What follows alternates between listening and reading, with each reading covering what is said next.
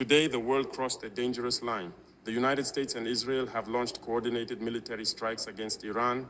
Explosions have shaken Tehran.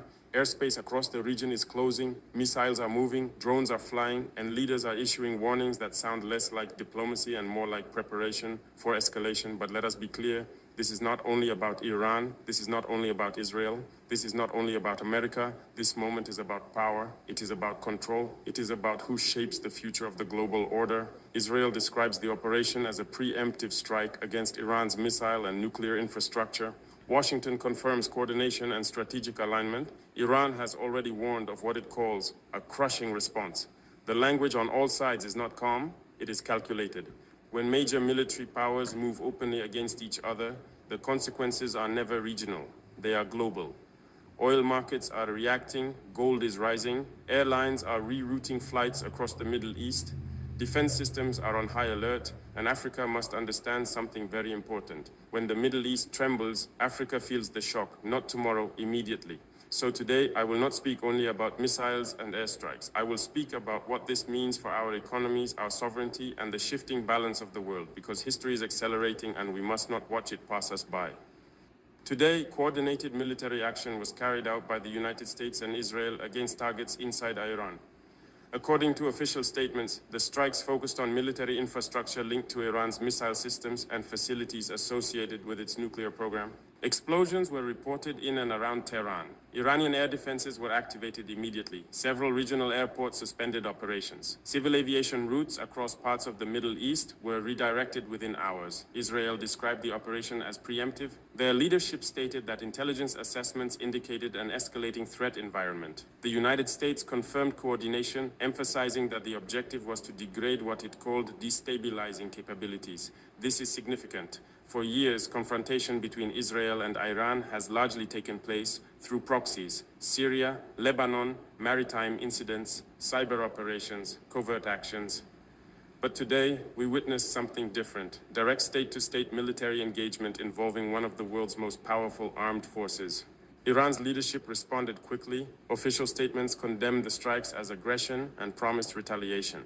Military officials indicated that responses would not be symbolic. They used language that signals intent, not restraint. Defense alerts were raised across Israeli territory. Reports indicate preparations for possible missile and drone exchanges. Regional actors are now watching closely, including Gulf states whose security and energy infrastructure sit within range of escalation. This is no longer a shadow conflict. It is visible, it is open, and it is unfolding in real time. Markets reacted immediately. Oil prices moved upward on fears of supply disruption. Gold saw increased demand as investors shifted toward safe haven assets. Airlines began rerouting to avoid potential airspace risks. Insurance premiums for maritime traffic in sensitive corridors are expected to rise. The Strait of Hormuz remains the most sensitive pressure point. A significant percentage of global oil flows through that narrow passage.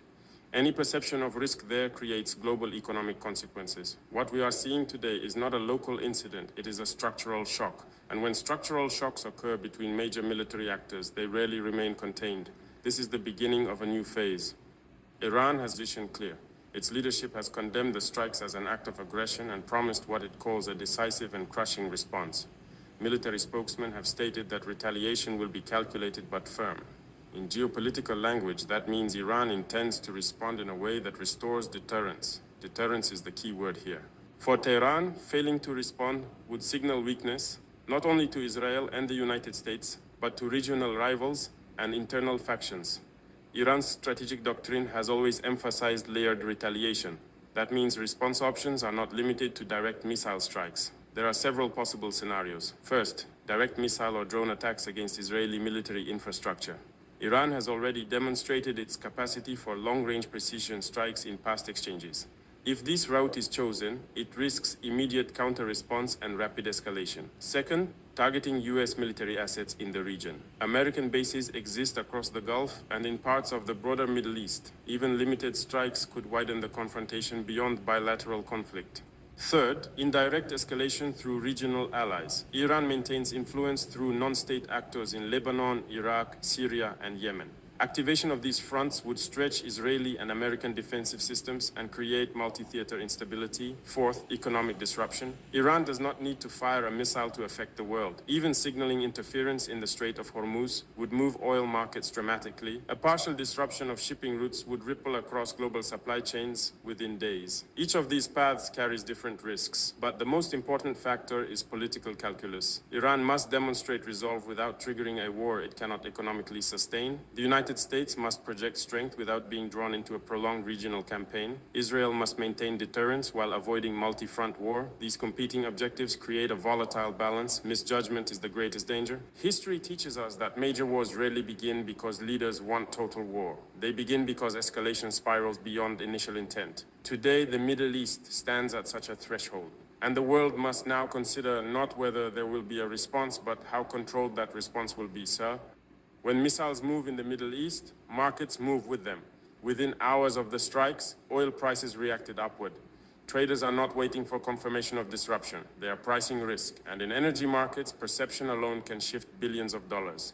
The Strait of Hormuz is the most sensitive artery in this equation. Nearly 1/5 of the world's oil passes through that narrow corridor between Iran and the Gulf states. Even the suggestion of interference there introduces volatility. Insurance costs for tankers rise. Shipping routes adjust, futures contracts spike. Energy is not only a commodity, it is the bloodstream of the global economy. When oil rises, transportation costs rise. When transportation costs rise, food prices follow. Electricity costs follow. Manufacturing slows. Inflation intensifies. For developed economies, this creates political pressure. For developing economies, it creates instability. Africa sits at the intersection of this shock. Many African nations import refined petroleum products. Even oil-producing states often depend on global price structures for fiscal stability. A sudden spike in global crude prices can increase government revenue for exporters, but it can also raise domestic fuel costs, trigger subsidy pressure, and strain public budgets. For oil-importing African countries, the impact is immediate. Fuel prices climb, public transport costs rise, food distribution becomes more expensive, inflation accelerates, currency pressure increases as demand for dollars grows, capital markets also react. When global risk increases, investors move money into safe assets. That often strengthens the dollar and weakens emerging market currencies. A weaker currency means higher import costs. Higher import costs mean deeper inflation. This is how a missile strike thousands of kilometers away reaches African households. And beyond oil, there is strategic trade. The Middle East is a major trade partner for parts of Africa. Any prolonged instability could disrupt logistics, investment flows, and remittance channels. War in one region never stays in one region. It travels through energy, through finance, through trade. And today, those channels are already shifting.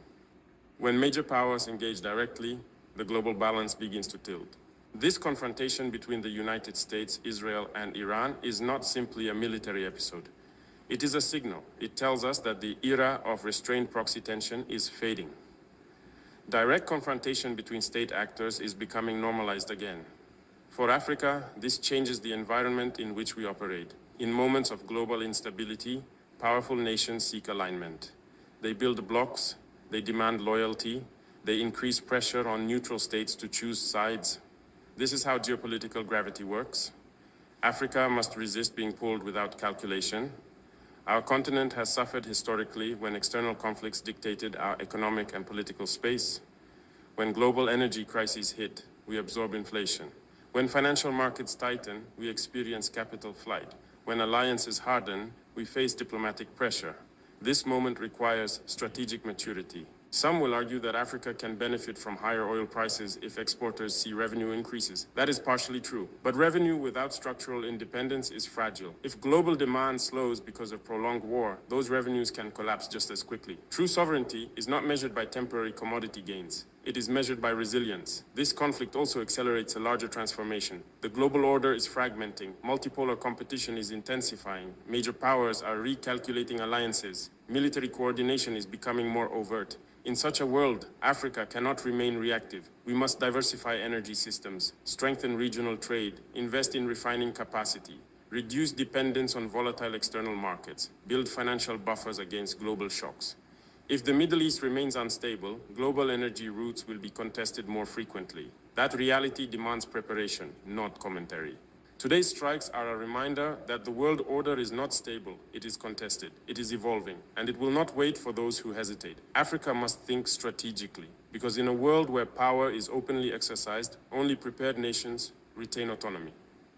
As explosions echo across Tehran and military systems activate across the region, the world stands at a crossroads. Some will watch this as spectators.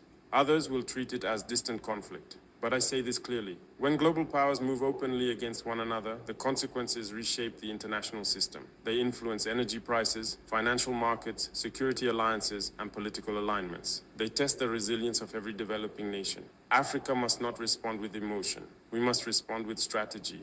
We must strengthen economic independence, expand regional cooperation, reduce vulnerability to external shocks, invest in sovereignty not as a slogan, but as infrastructure. This moment reminds us that the world is not entering a calmer era, it is entering a more competitive one. And in such a world, neutrality without preparation is weakness. But sovereignty backed by discipline is strength. We will watch carefully, we will calculate wisely, and we will act in the interest of our people, because history is shifting again, and Africa must be ready.